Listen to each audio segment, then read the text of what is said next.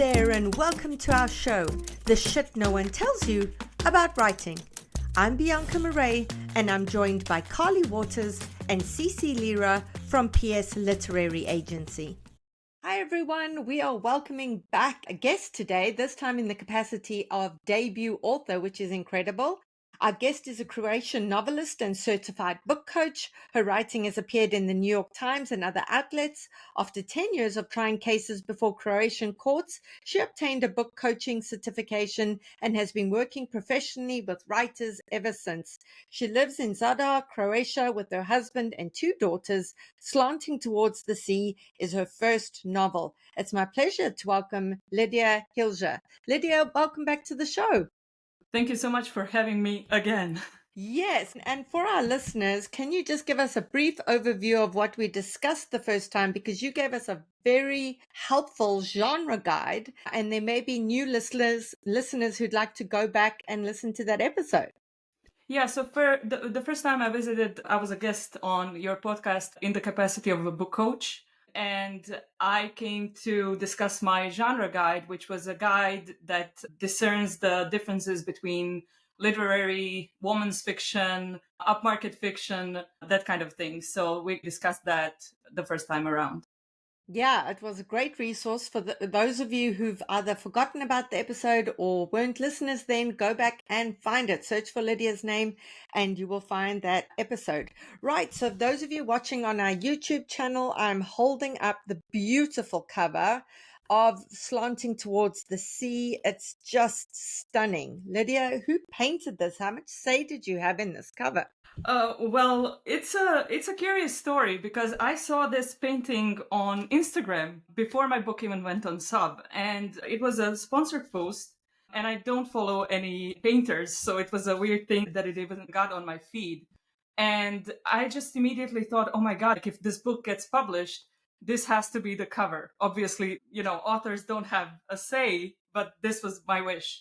And so I opened the person's Instagram profile and it said she was an artist living in Lisbon. But when I looked into her, it turned out that she also is Croatian. So that was really a sign or something, I don't know. And so when my book sold and when the time came to discuss the cover, I sent in the painting. I did a little Canva mock-up. It was embarrassing, really.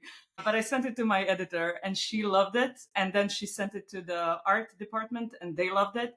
And basically, there was no other iterations. Like, this was the cover from the get-go. So I'm really pleased. And after they cleared the rights with the artist, I sent her a message on Instagram and she ended up being in Croatia near my hometown.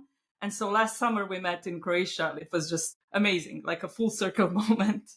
That's amazing. It was clearly meant to be. And for our listeners, yeah, writers have very little say in our covers. So whenever we do get a say, that is amazing. So I'm going to read you the flap copy just so that you have context for what we're going to be speaking about. Spanning 20 years and one life-altering summer in Croatia, Slanting Towards the Sea is at once an unforgettable love story and a powerful exploration of what it means to come of age in a country younger than oneself.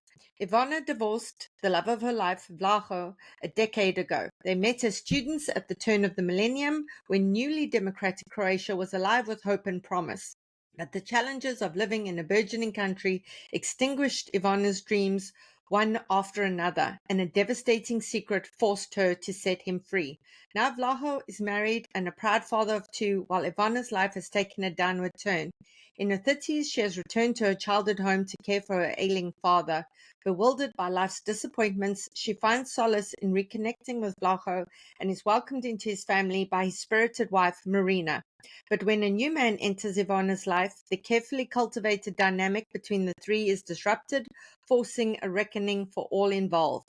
Set against the mesmerizing Croatian coastline, Slanting Towards the Sea is a cinematic, emotionally searing debut about the fragile nature of potential and the transcendence of love. Right. So Lydia is one of these authors who exemplifies good literary citizenship. Every single time we have a fundraiser on the podcast, or we're trying to raise money for something, or we need help with something, Lydia is one of the very first people to step up and offer her help. And this is something I would just like to celebrate and thank Lydia for, because those of you who listen to the podcast know how strongly I feel about literary citizenship, how as writers we should constantly be paying it forward, paying it backward, paying it sideways, and just helping as many people as we possibly can. So firstly, Lydia, I just wanted to thank you for your excellent literary citizenship. Then I wanted to say that you started out as an author accelerator writing coach. Now, can we first speak a bit about how learning how to critique other people's work, to see what works, what doesn't work, how things might change, is actually one of the first steps towards becoming a better writer yourself? Well, first, thank you. Thank you so much for mentioning literary citizenship. I feel strongly about that as well. And this is why I love the shit no one tells you about writing. But yeah, the editing process and working on other people's novels was really instrumental. Just discerning what works and what doesn't work. When you edit other people's novels, you have the ability to maintain the perspective of, being outside the novel. And so you get to see where the book stalls or where it doesn't work well or where you lose interest or where you need an emotional impact or something, which is not always the case with your work because, you might think that you're doing something and you have that like in the know perspective of your own work. And then it's harder to kind of have that high level view of it. So it was really instrumental in learning how to write because I came to writing late in life. I was an attorney at law working, in my law office. And 2 times I got laid off because I got, pregnant. I took maternity leave and I lost 2 jobs. And so I had to open my own law firm and I sat there in my law firm with a lot of free time, right? Because the business was slow in the beginning. And so this is when I started to write and I started writing in Croatian and I finished the first draft in Croatian. And I didn't know anything about craft of writing, showing versus telling, what voices, what emotionality is, prologues and why you shouldn't use them or should, you know, none of that was in the back of my head. I was just writing and thinking, I just need to put one page after the other and it's going to come together. And so when it didn't, obviously, then you start looking into why. And this is where I started reading and writing in English. And so I don't have an MFA, I'm not educated in anything literature related.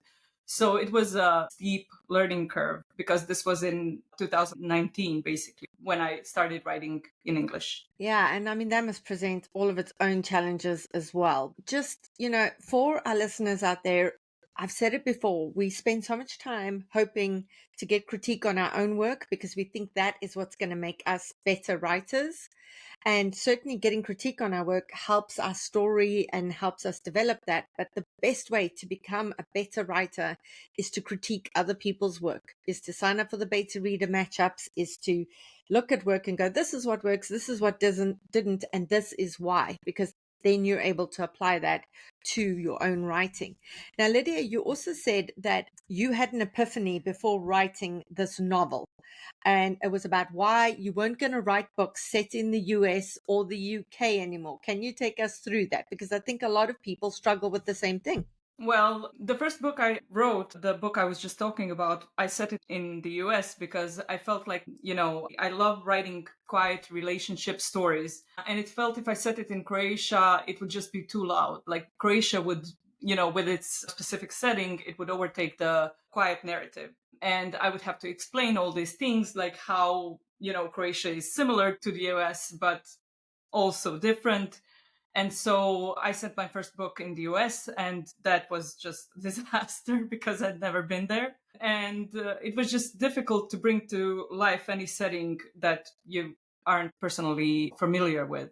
And so when I started writing this novel, when I thought about writing a second novel, I said, I just can't put myself through that anymore. And I decided to set it in Croatia. And when I did, the opposite of what I expected happened. Like instead of trying to tune out Croatia, I actually ended up amplifying it almost to a point of being a character in the story, which is what I hear from my reviews. because being inside a country that's newly emerging, that's still finding its footing, I mean, Croatia is an old country, but a new one as well. So it really paints your life in a very specific way. And it just is something that you reckon with every day. So Croatia seeped into my work much deeper than I originally thought. I thought it would just be a setting. It ended up being something much more loud.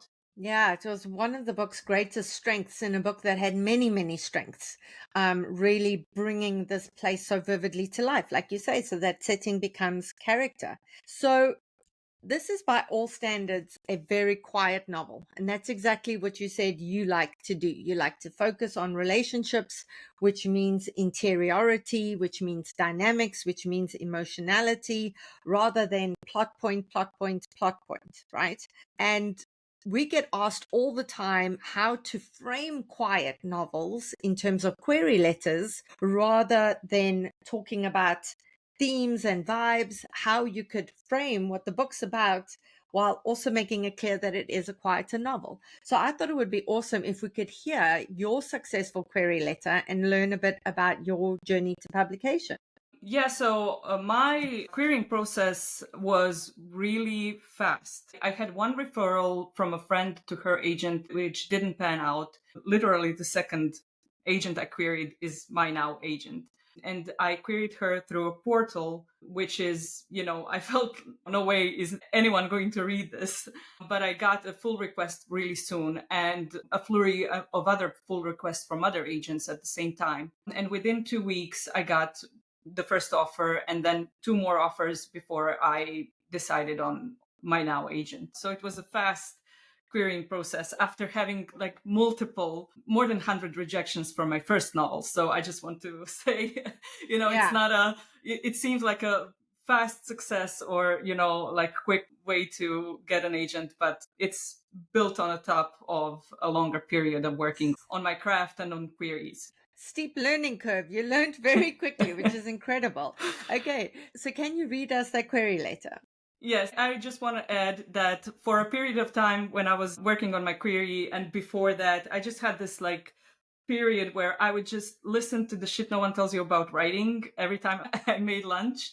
So it was just the messages you guys keep repeating on the podcast really influenced the way my query got to be. So this is my original query letter.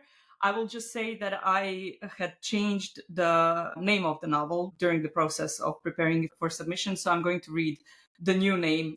So, dear Miss Walters, I'm submitting to you for your consideration Slanting Towards the Sea, a work of literary fiction complete at 91,000 words. Spanning 20 years and shifting between past and present, my novel is part exploration of what it means to be a millennial in a country younger than oneself, part meditation on the importance of being seen, and a love letter to my hometown, Zadar, Croatia.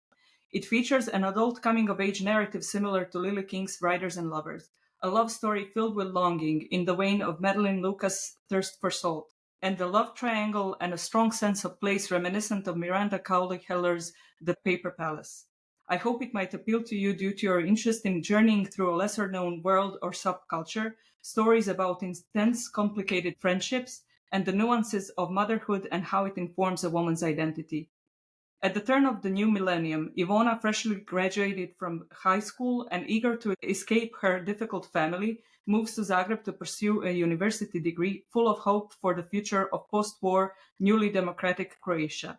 There she meets and falls in love with Vlaho, an economics student with a tender heart and tragic past. They marry, but when they are at their happiest, a devastating secret upends their lives. Fueled by insecurities, Ivona divorces the love of her life, believing she is setting him free, when in fact she has built a cage around them both.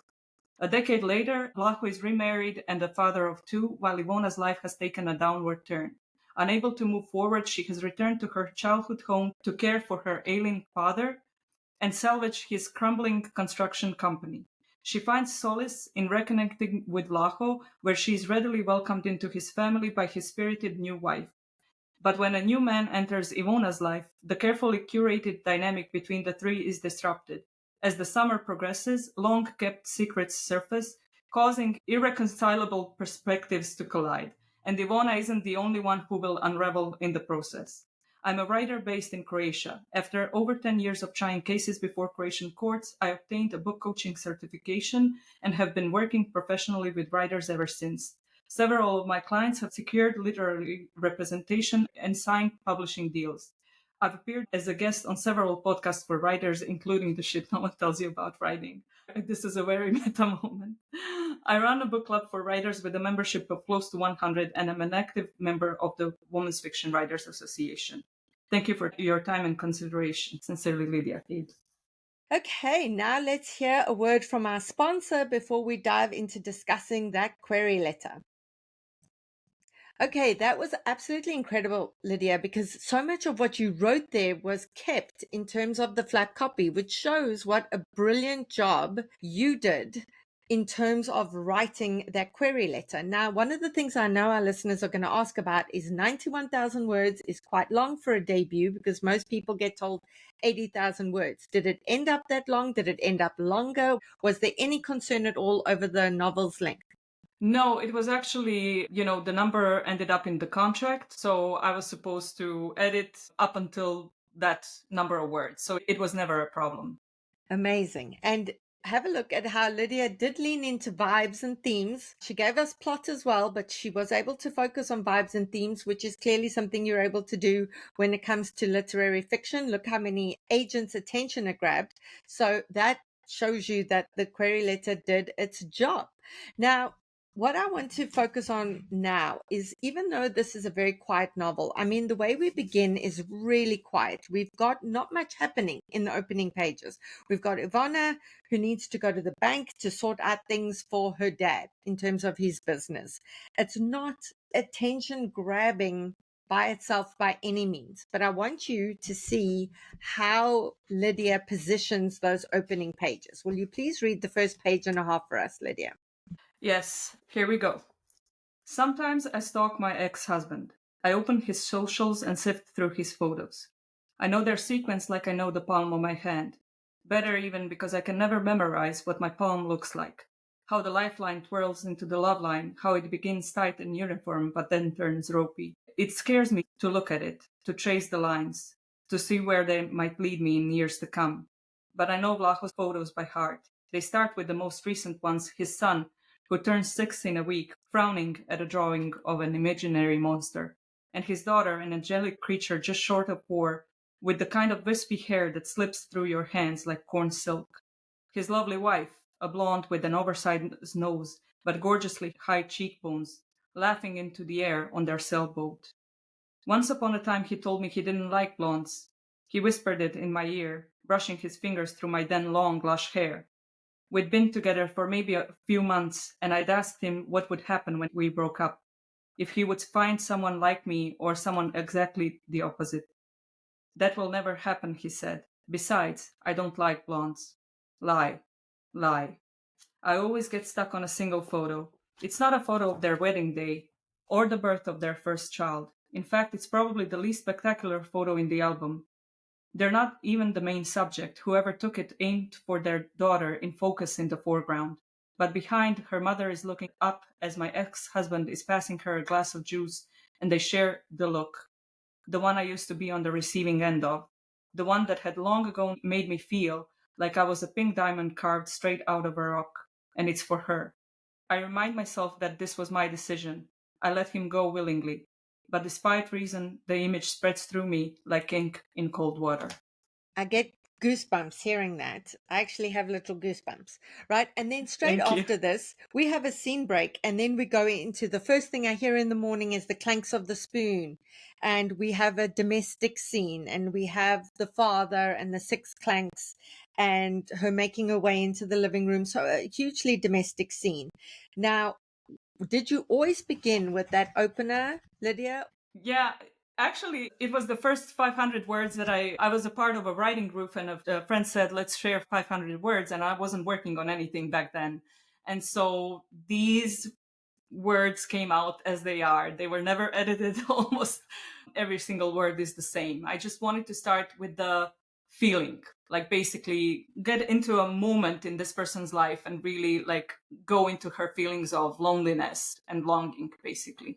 Yeah, and that is one giant curiosity seed. So, whenever we're talking about curiosity seeds, and those of you who are writing literary fiction or quieter novels go, oh, but I don't need curiosity seeds. I've got beautiful language, and this is a quiet novel. And this entire opening is one giant curiosity seed because one, we get plunged into her interiority. We're like, why? Why would this woman leave the love of her life and punish herself this way? Why would she torture herself this way? And so, boom, we're already given the biggest curiosity seed that keeps us turning pages from then on continuously, which is exactly what you want. And that takes us through all these scenes of domesticity and all of her dissatisfaction with her life and how small it is. And we keep reading to be like, why the hell would you have done something like this?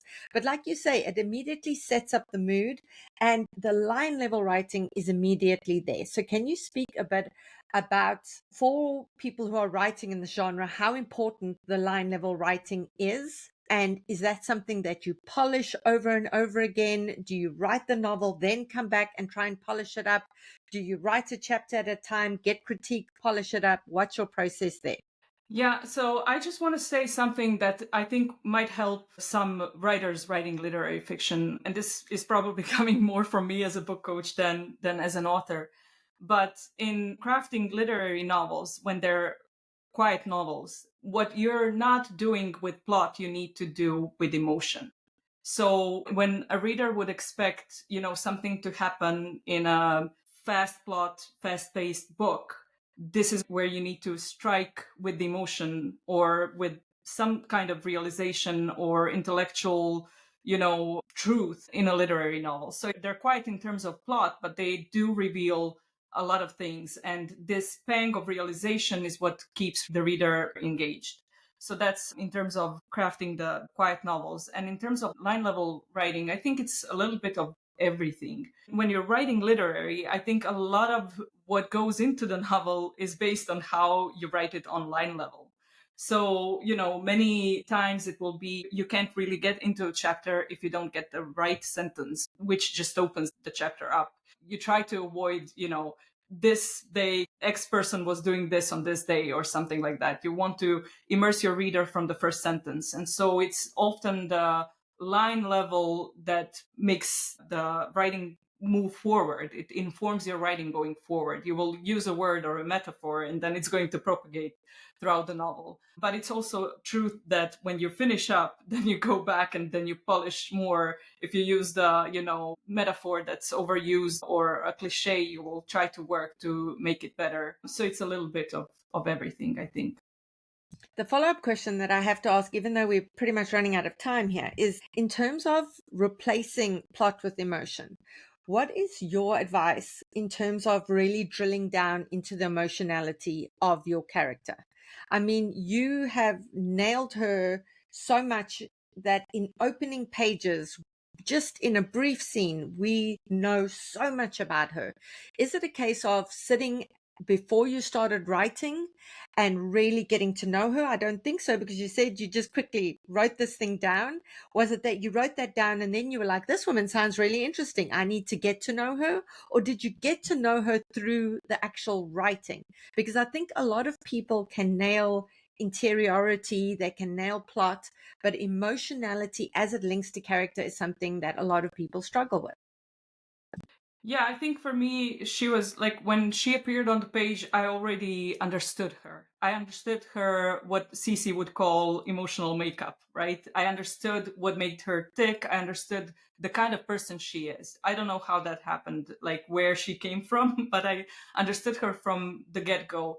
And the trick with writing emotionality and getting like into that emotion is writing with truth. And I think this is something that writers struggle with a lot because they are trying to appeal to someone. They're trying to prove something to someone. They're trying to maybe, they see a little bit of themselves in the protagonist and then they're trying to, have people like the protagonist. And what this ends up doing is it ends up alienating the reader. It's kind of like whenever you're trying to force reader to feel something, they resist.